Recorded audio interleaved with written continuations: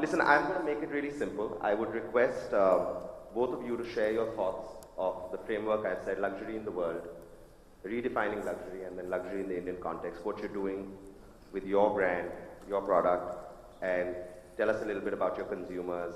Who are the consumers? Are there really luxury consumers in India, or this is all, you know, a big fact? So let me start with Devita. Devita, you run a very successful product brand, if I could call it that, and I think you've redefined it. So if you could tell us a little bit about that.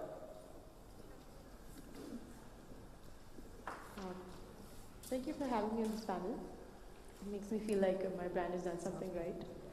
And I'll just share a very short journey on the 5 different things that we did at View, which sort of got our brand from being in the audience to being able to speak on the subject. View, as you know, makes very high-end televisions, and we compete head-on with Sony, Samsung, and LG, and all the top brands in the display space. And we entered this business because every year 60 lakh flat panel LED, LCD TVs are sold in this country. And everybody wants a TV. So we said this is a great segment to enter. But all the brands that have come in the past 10 years have sort of just entered the low-end space, taken a brand ambassador, and then got washed out. What we did is we actually took the best learnings from the retail industry, from the luxury industry, and put it towards a very boring segment, which was electronics. So we said that let's make electronics more about the senses rather than the science. Let's make buying electronics a fun purchase, so something you're proud of, rather than going to some dusty buy lane and buying technology. So 5 quick things that we did where we married luxury with technology.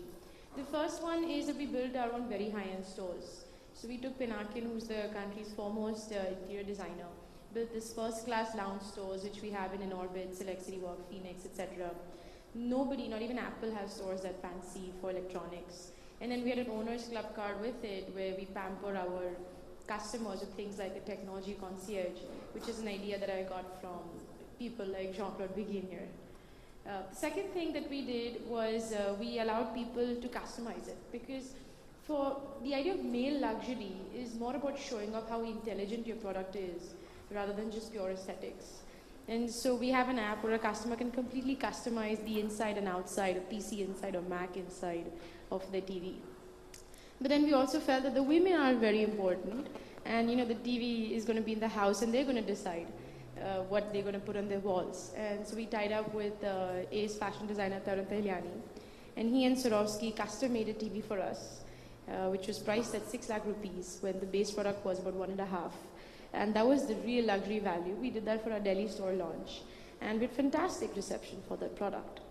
So taking that, we said that, look, if we have great products, how are we going to show these to a customer, you know, and who are spread across a country of 1 billion plus people?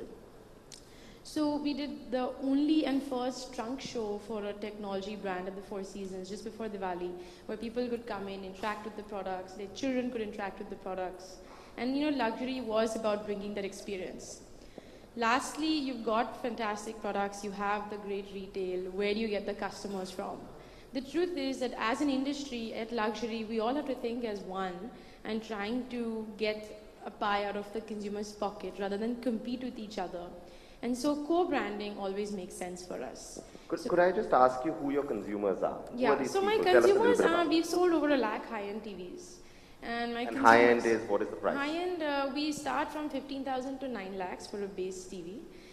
My average selling price would be the highest in the industry because we focus on the 1 lakh above TVs. And I said the last part is we tied up with brands like Audi and BMW, etc. So who are these consumers? How many people do you actually see coming into these stores, or tell us a little bit about the actual consumers? So, exactly. Now, what happens is, you know, in India, luxury as an industry is great, but you have to be very realistic. You cannot depend on just store walk-ins. As I mentioned, we have beautiful stores, but just expecting that I'm going to put up a great store and people are going to walk in, it's not going to happen. You have to have the right tie-ups, you have to have the mix in the right malls, and then people will come in. So all we did was aggregate the best. I want to clarify that she's not here because she's a tenant, so you need to open the store.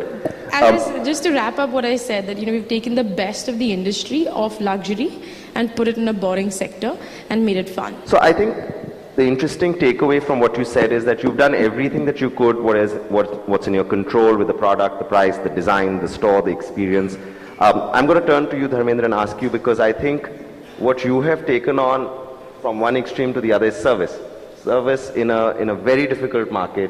How do you ensure, you have beautiful stores as well and all of that, but how do you ensure that on a day in, day out basis, you're delivering this and your product service is not that inexpensive? So could you tell us a little bit about why you did this? I mean, you could have picked multiple things. Why did you choose service, luxury, in an Indian context, and how do you see it evolving over the next few years?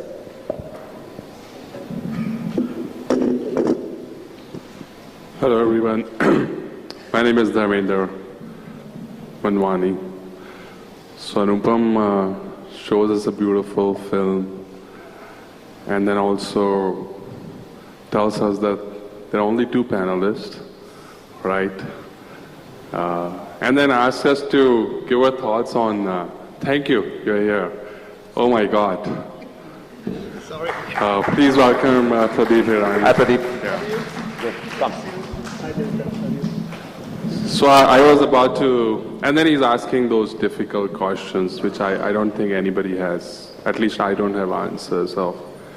What do you think about India has come its way of luxury also?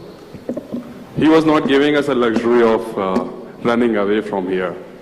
But I think before we get to luxury, I think I want to ask myself, what is luxury? How do you define it? Is it always defined by the value or the price tag of a service? Or is it the last mile of your delivery? Is it measured by the trust which consumer has in your brand? That's what you call a luxury, because that consumer is going to stay with your brand forever because your last mile delivery is great. What is the customer is going to use it for? They want to show that bag or something of multiple lakhs.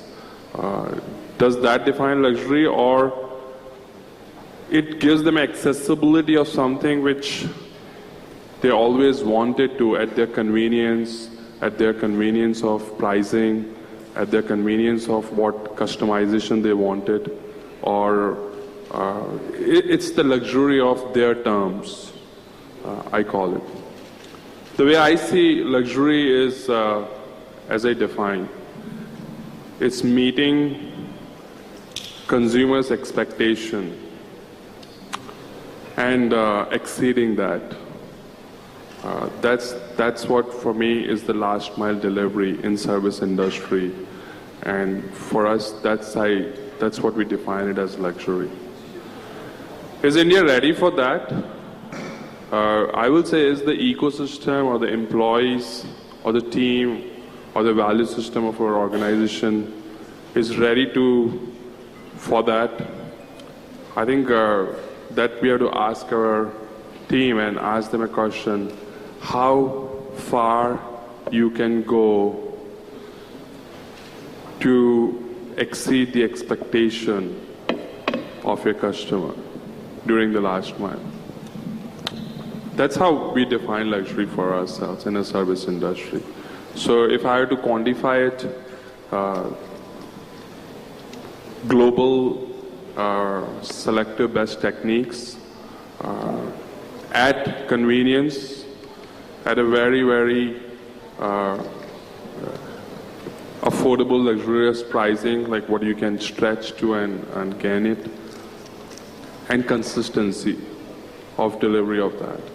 I think in service sector, if we meet all these four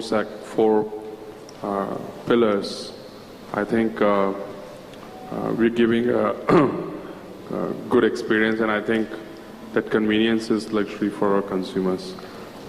Thank you. Again, I want to ask you the same question. Who are your consumers? Can you tell us a little bit about them? Because I know that the standard thought is that, yes, if it's luxury, it must be expensive. And certainly, as I said, what you do is not inexpensive, but I think every time I go to one of your salons, it's packed. So who are these people? Can you tell us a little bit about them? Yeah, I think we're not looking for the most elite people only. I think we are looking for the aspiration of consumption. I mean, you can be a very normal college person or a first job, or can be very matured, seasoned, 50, 60-year-old professional who has a global exposure, and you're knowledgeable about the services which we offer, and you're looking for the best at your doorstep at a pricing what you can afford and come back again. So I think that's how our consumer is. So it's not necessarily older people. You find college-going people, first jobs. It ranges the entire demographic. Correct. I mean, I don't want to advertise Jean-Claude Begin here, but to give you perspective of your question, we have services for haircuts starting from $500, and it can go up to 3 times depending upon what you're looking for and how much you are ready for. We give you luxury to the newcomers to come and try world-class services in your neighborhood at your convenience, at the phone call away, and not make it a destination. Just for me, I think convenience of world-class service at an affordable price is a great luxury. Think about a French hairstylist working on your hair at like 1,000 rupees. I mean, that's luxury at the time you choose, which is 2 hours from now. Thank you. I think the big takeaway from that is that while price is okay, I think it's value and how you think of value, and if you're delivering it at the right price in the right context, then there is a big market for it. So what I'm trying to drive at is, because the topic of the panel has luxury come of age in India, I think that's what consistently we find, that if you get the strategy right, if you get, obviously you need to have something of value.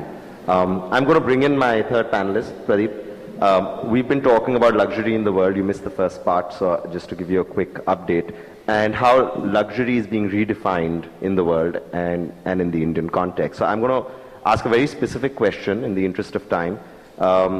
You're obviously working as a multi-brand owner of designer luxury. But I want to actually ask you, because you've been in this segment for very long. You've been creating, I think, different product types for different segments. So how are you operating on the price game? I mean, we've talked about value for product, for service, but designer labels is a very, very interesting, complex segment. Could you enlighten us about how you deal with price in your specific segment? Price is a very relative term. Price is an elastic and a relative term. I mean, what is affordable for one could be expensive for the other. So that is, there's no such benchmark for pricing. In our case, the pricings are advised by the designers themselves, which is uniform pricing throughout. We do help them alleviate it. We do help them shift it slightly here and there, depending upon the market segment. But that is not a huge area of concern. Our clients are people who are actually who are not looking for a product. They're looking for an ego massage. So when you're buying an ego massage, there's no MRP to it. My wife before marriage was going to Kimaya. Now I know what she was looking for. I'm going to push back a little bit on that. I want to understand, you now have 2 brands. So it's not Kimaya alone, you also have Karmic. So what's the thought process? Okay, I'll tell you what. Kimaya is a high-end luxury brand. In 2010, when we saw a little saturation coming for Kimaya, because Kimaya could not go beyond the metros. It was not a right fit for a Baroda or for a Bhubaneswar or whatever. And so that made us sit back and say, what can we do to if we have to go from 1x to 4x in 3 years, what do we need to do? So we commissioned KPMG to do a survey for us. They did a study for us. And as per the study, they found that the most powerful consumer of this country, the woman, what are her options where clothing is concerned? She has 2 options, Indian wear and Western wear.